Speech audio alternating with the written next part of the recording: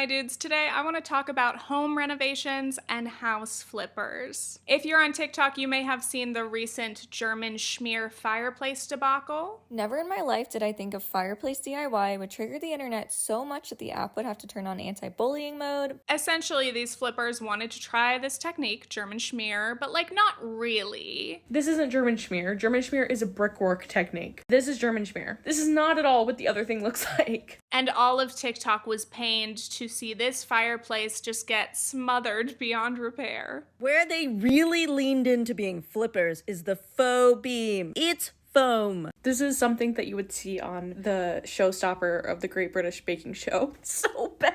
And that's not even the worst part. They mounted a chandelier straight into the foam. This was such a classic example of why many of us are flip haters, especially DIY flippers. Stop ruining perfectly good things for profit. If you want to mess around in the house that you live in, okay, sure, have fun. But the whole point of flipping is to buy a house, do the fastest, cheapest renovations possible, and get that house back on the market ASAP. Whether flippers are cutting costs by doing the work themselves, even if they don't have the skills, or just hiring the lowest bidding contractor they can find, the result is usually a house that has been renovated with low quality materials and questionable work. Let's say they bought a house for $300,000, they put in $50,000 of work, and now they're selling it for $500,000. Maybe the fresh paint fumes will help trick buyers into just seeing new. Pay no attention to any shortcuts or mistakes. And by the way, I love watching home inspectors on TikTok for this reason. They bought it for $300K and they're trying to sell it for $1 million. Did the cabinets in the kitchen get painted shut?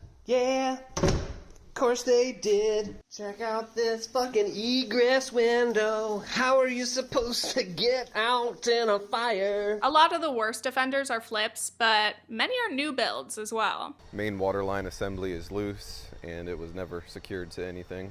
They'll show us everything from dumb but fixable aesthetic issues, all the way to extremely dangerous mistakes or shortcuts that could literally kill people. Isn't it wild that the housing market is so competitive that many people are opting out of their inspection contingency? That is just so risky. Anyway, all of this is on my mind because we have been house hunting a little bit. Interest rates are atrocious right now, but we just wanted to see what's out there. And it's funny how visceral my reaction has been every time we walk into a flip. I know we're supposed to be impressed by the kitchen that looks like this, all white with black hardware, but to me it just screams sad gray flip aesthetic. These houses technically look okay, like they're not super interesting. They're neutral, you know, you can always add your own personality and color. But my beef with flips is not just about appearance. Flipped houses are like veneers. Stay with me. You're taking a perfectly good, functional thing, and instead of maybe doing some little tweaks, a little polish, you're doing a gut job. You're spending a lot of money, but you're told it's gonna look perfect. Well, the thing about perfect is that it can seem uncanny. The end result is a little too white, too same. Any trace of character has been removed. But even worse is what is beneath the surface. Especially if this work was not done with care by trusted professionals, you might be in for a nightmare of hidden decay, constant problems, and expensive repairs. Wow, I really enjoyed that metaphor. Anyway, I have heard enough of the I bought a flip horror stories. I want an anti-flip. If I see a house that's had the same owner for the past 20 plus years, yes. If they have pink or green tiled bathrooms, give me that. Now I know not everyone would have the same reaction. To some, these houses are hideous. Everything's outdated. I have realized that my design tastes lean very grandma core. I can't help it. The first thing I notice in a listing is, oh my god, wallpaper. Look at those vintage lamps. Really though, I wish everyone had the chance to buy the kind of house they love. 60s, 70s, Victorian, a little bungalow, a 2000s McMansion, or a modern new build. Knock yourself out. I wish we all could beat the flippers and the investors. Leave houses for people who actually like them. And please, please stop removing every ounce of character. If you have to gut a perfectly good house to fit your completely opposing vision, that isn't the house for you. This sexy beast was sold for $1.6 million in Rhode Island in 2020. And today it's for sale for 3.8 something. Of course, you could change some of this, but when you take away the original intrinsic qualities of the house, that's when you murder something. Now for the corpse, which again is very pretty. And people comment, oh, I love the after. After is great if you've never seen the before. Truly the saddest part of this house is the stairs being demolished. And I know this whole tangent is basically utopian because, again, the housing market is so unaffordable, most people cannot buy any house, let alone their dream house. But let me live. Let's enjoy imagining it. I think there are distinctions to be made between flips, your standard homeowner updates and small renovations, and then like historic restorations, right? These projects all have very different priorities and goals. Like, first of all, if you are an investor, do not buy the fixer-uppers and outbid the regular people who actually want a home to live in. Use your cash to buy the deteriorated properties that are in such bad shape that regular buyers couldn't even finance them anyway. Those exist and they do need work done. Address the structural issues, fix the foundation and the roof. Make an unlivable house livable. Then you're actually adding some value to the neighborhood. Now, these kinds of investors are probably rare because, again, the goal is to maximize profit margins, but I can dream. Ultimately, this video is not anti-renovation. I actually love seeing people carefully fix up and decorate their home, make it all their own. But I do want to talk about the ways that the housing market, trends, and consumerism impact our relationships with the places we live. Chasing trends and perfection. Last year I made this video about home decor and how we've all been tricked into believing that we need new decorations and furniture all the time. We try to keep up with trends even though we know things are going to be labeled chuggy or out of style within a few months or weeks. It is an expensive, wasteful, vicious cycle. But many of us have this constant dissatisfaction with our living spaces, especially when comparing ourselves to people online. I think the problem is twofold. One, we need to stop chasing trends and decipher our own taste. Everybody likes a trendy thing once in a while, you know? If you don't really care if it's in or out, that's fine, enjoy it. But chasing trends is that impossible hamster wheel. You will never achieve peak trendiness for more than 1 second. So if you find yourself following trends out of insecurity or peer pressure, or seeking validation, you just want to be told what's good, you need to unpack that. Slow down and figure out what you really like. You might discover that what you like is considered ugly or outdated, and that is okay. You will never satisfy everyone, but at least you will like your stuff. I know it can be very hard to find our personal style, especially when we're told that we all need to have a clearly defined aesthetic, which, first of all, that is a myth. We are not Pinterest boards. Most people do not have one consistent aesthetic that rules their entire life. There are the rare people who do, but honestly, most of those people that you're seeing are probably influencers. They're able to do that because it's their brand and their job. For the average person, we like a lot of different things. They might not match or go perfectly well together. Maybe you have expensive taste and the things you like are unattainable. Or maybe your taste just doesn't align with the functional needs of your household. For example, we put these ugly blankets across the couch to try to manage my dog's fur. It's ugly, but I'm fine with it. Things may not always look ideal, but function does matter. Overall, I think many of us crave that sense of cohesiveness. It can feel amazing to dress and decorate in ways that feel like the perfect reflection of you. And vice versa, the wrong clothes or spaces can give us a horrible sense of dissonance. I definitely don't blame people for seeking out more cohesion, but don't let that obsession ruin your life. And number 2, we need to accept that our living space is never complete. Just as trends never stop trending, there will always be more to do in your house. Unfortunately, they require cleaning and maintenance, like every day. This is such a hard pill for me to swallow. We're always gonna wanna make little changes, whether that's swapping out some seasonal decor, moving furniture around. But if you're chasing like finality, you want your home to reach a permanent apex of perfection, you will fail.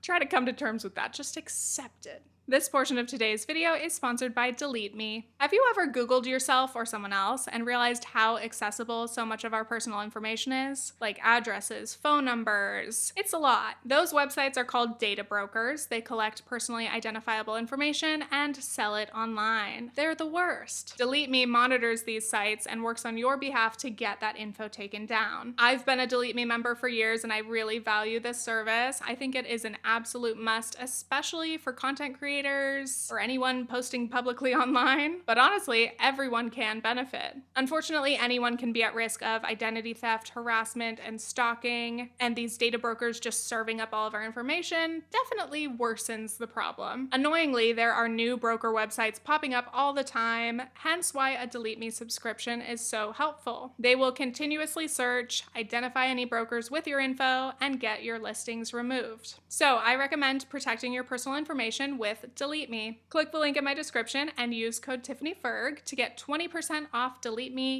US consumer plans. Continuing on, the home renovation obsession. A lot of what I'm talking about in this video refers to homeowners, but the home renovation obsession definitely extends to renters as well, potentially even more strongly precisely because we can't control the actual space around us. There has been a massive boom in content about renter-friendly DIYs, and these can be a great way to personalize your rental, make it feel more settled and homey. Of course, if you are into home design though, the ultimate dream is buying your own house and finally getting to enact your creative vision upon every inch of the place. And of course, it's not like you buy your house and you immediately have the budget to actually renovate everything that you want to the extent that you want. But until that day comes, we live vicariously through others. This is a huge part of why HGTV is so successful. Renovations are extremely satisfying to watch, and it is nice to not have to deal with the stress and mess. Personally. Step one of a renovation, or a renovation TV show, is identifying everything in the house that needs to go. Amanda Mole wrote this great piece, "Do you really want a new kitchen counter?" On Real Estate TV, brokers and buyers wince and gag over dark cabinets and white appliances, all relics of trends past. Houses with idiosyncrasies or personality, or even just somewhat dated but easily changed design flourishes, are mocked relentlessly, only to be turned into pristine, camera-ready monuments to sterility. And this is something that fascinates me. Why are we so deeply disgusted, disturbed by outdated features? Now, obviously, we just talked a lot about personal taste, so like clearly everyone has their opinions. And I understand house shopping and being like, oh, one day it would be nice to update the bathroom into something more my style. But a lot of people, and especially in these shows, they act like you could not live in this house for 1 second. But I think if it's clean, safe, and functional, we should be able to handle that, right? Like, again, why are we having such a strong reaction? Let's play a little game of, how does this make you feel? Okay, first up, a warm wood kitchen with white appliances. Personally, I'm like, okay, the kitchen looks like a decent size. There's decent storage. I don't love white appliances, but nothing in this is horrific to me. It looks clean. I could definitely live here for a while without rushing to renovate. Next up, dark wood paneling. Okay, I know, wood paneling, very divisive. Well, actually, I don't think a lot of people like wood paneling these days. Paneling would not be my choice personally. Similar to rooms covered in mirrors. But really with the mirrors, like just take them down, you know? Paneling, you've got some options, okay? You could keep it, design around it, lean into the vibe. You could paint, or just remove it. Things can be changed, you know? But I am overall a fan of wood features, though I don't exactly want to feel like I'm in a cabin. What is this? Naughty pine! Okay, what about this? No surprise? I love this. The wood, the windows, the lamps. I wouldn't keep all the furniture, but I think it's a great space. As I was going through all these articles of like outdated features, I was like, wait a second. I actually don't mind most of these. But how about some bathrooms? Vintage pastel pink. I love. As long as everything is in good shape and is working well, literally the only thing I would change is taking off the fuzzy seat cover. This article says, pastel fixtures may only appeal to a niche buyer who likes fads from the disco era. And I'm like, okay, and guilty as charged. Niche buyer, thank you. At this point, you might be wondering, okay, Tiffany, would you accept anything? I do draw the line at carpet in a bathroom. We would rip that out immediately. Okay, now this one, I do not find this bathroom inviting. Honestly, it kind of depends on how it feels to actually be in there. If it feels like icky or stuffy, do you know what I mean? I guess I just feel like basically any space could be spruced up relatively easily. And maybe I just have very chill or low standards. That could be it. I don't know, maybe it's the renter in me, you know, just thinking like, oh, that's the bathroom that comes with the place. put down a bath mat and call it a day. Okay, lastly, another kitchen. We have honey oak cabinets. And again, I love this. Honestly, this is a great looking kitchen. I wouldn't choose every feature exactly, but I wouldn't feel compelled to change anything for a while. I do love warm woods, as you can see from my entire office. But I am curious, would you personally rather have this kitchen or all white kitchen? Let me know. I'm very interested. I could play this little game all day. But let me get back to my point. Again, why are people disgusted by outdated features? I think primarily because we think it makes us look poor. That sounds harsh, but I honestly think that's why people feel this way, or they worry that others would perceive them that way. Specific home features are class signifiers, you know? Was your family well off in 2006 but hasn't renovated the house since? You might have a Tuscan kitchen. Do you have old things in your house that are like more vintagey? Okay. But old as in outdated and just yucky? Unacceptable. We believe if you buy a home, it is now a reflection of you, and we want to avoid that dissonance. Again, I don't blame people for wanting their home to suit their taste a bit more, and it makes sense to update or change things as you go. Home ownership is about the long term, you know, you've got time. But I definitely believe that outdated features do not necessarily have to be gutted.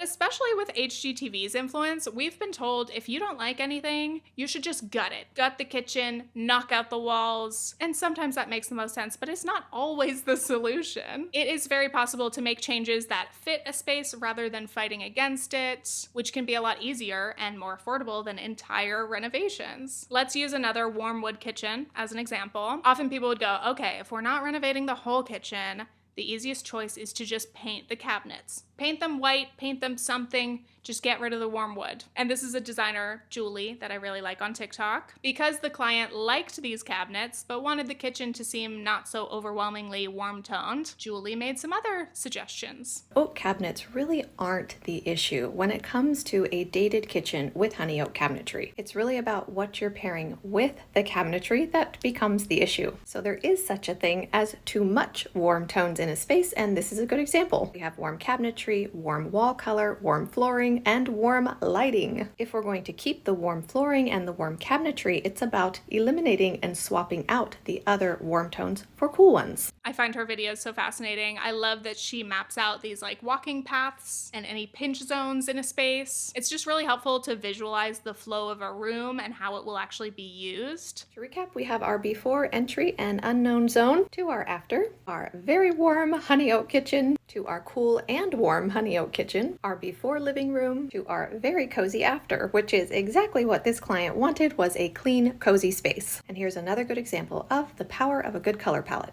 It really goes to show that moving some furniture around, changing a few pieces can make a really big difference. You can have a major transformation without like a gut and rebuild. You don't need to burn everything down and start from scratch. Continuing on, in this next half or part of the video, I want to discuss HGTV's impact on our tastes and our expectations of what a home should be. This script was actually way longer, which is why it took me so long to make this. It ended up being like 2 videos worth, so I'm splitting it in half. The next video will be specifically about HGTV and gentrification, taking advantage of the housing crash. If you know Tariq El Moussa, he will be featured, of course. So let's continue. First of all, HGTV will convince you your house is hideous. Caitlin Flanagan wrote this piece, "Beware the open plan kitchen." Although watching HGTV is a soothing experience, it is also a fomenter of deep feelings of discontent about one's living arrangements. Why have I allowed my attic bonus room to remain covered in the exact type of wall-to-wall carpet that repulses Joanna Gaines, Christina El Moussa, and both Property Brothers? And what failure of character is revealed by my closed plan kitchen?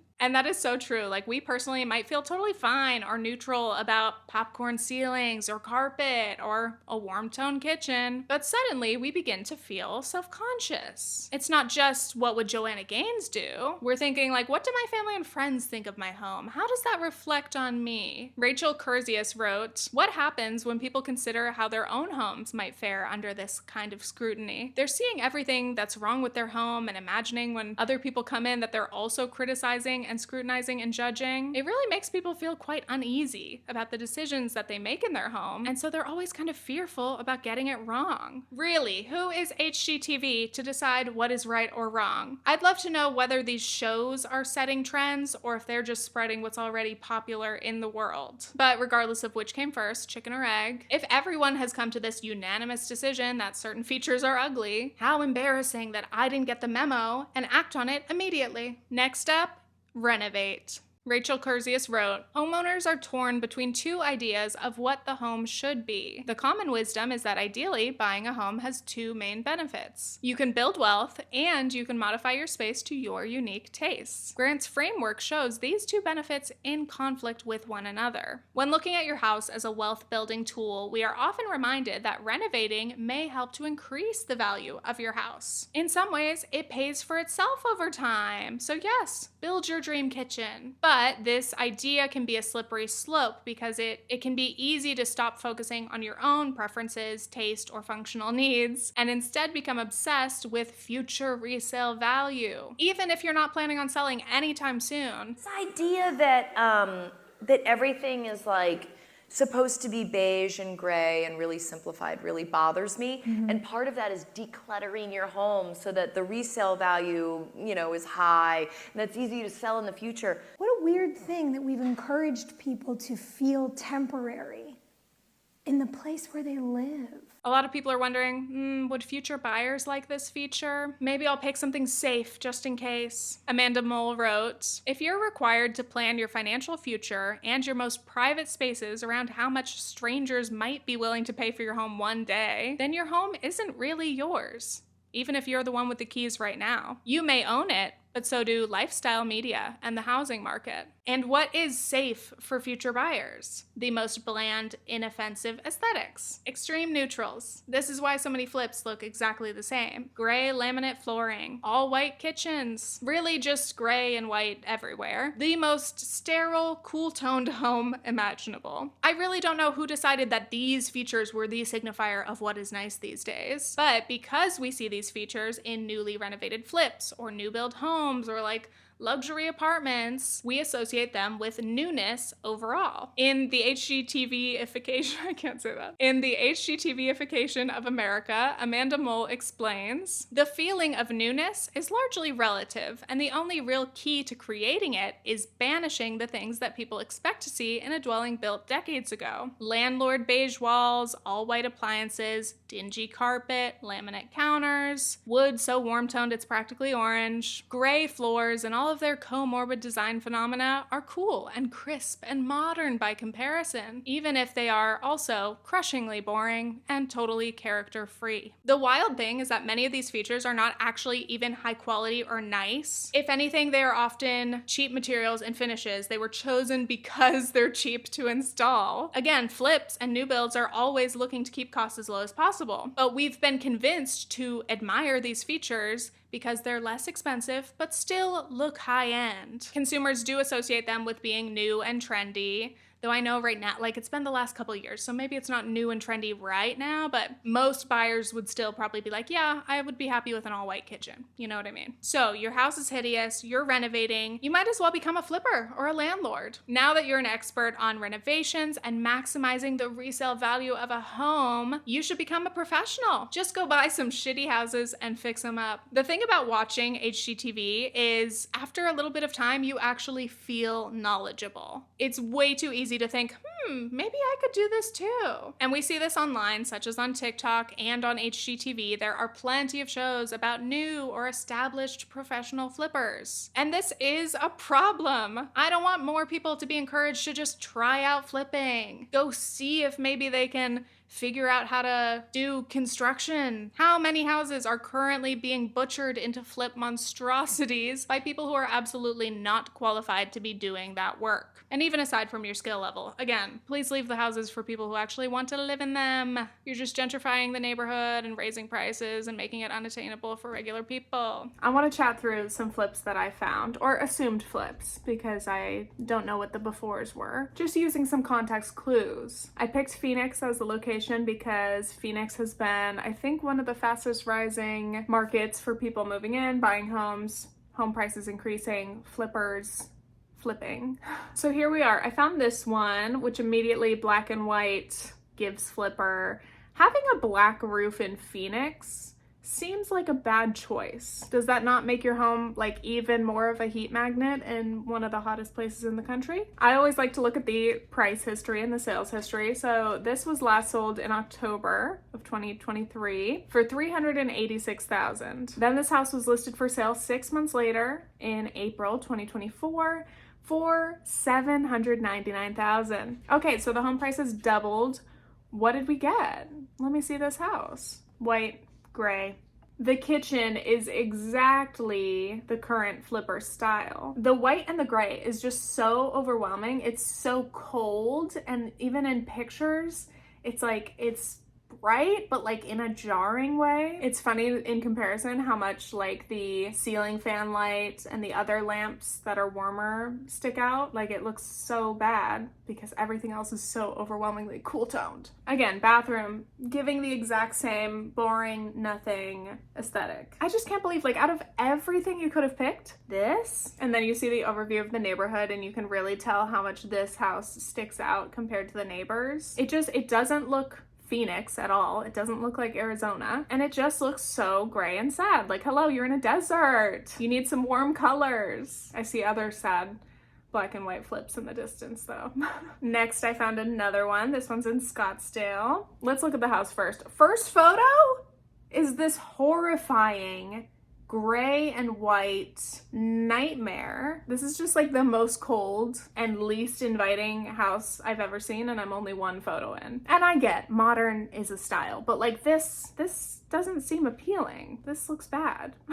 The kitchen, okay, it's black and white and stainless steel. This is the exterior. I love, this is another thing. Checking the price comparison from last sale to present is one thing, but also I love how on Zillow you scroll through and then you see the Google Earth, and then you can usually see what the exterior used to look like. And yeah, this one obviously, of course, had to be painted white, though I don't find the exterior offensive. I like that they at least have the little paver rocks if you're gonna walk like diagonally up to your door, but at least they tried to do a little something with the landscaping. But I still think there's a disconnect between the outside of the house and then the inside. You walk in and it's, again, overwhelmingly cool toned. Super white, bright lights, hospital vibes, shiny hard ass floor. Ugh, I just want to put rugs down everywhere. Then we move through the rest of the house and you start seeing these blue doors. Little pop of color.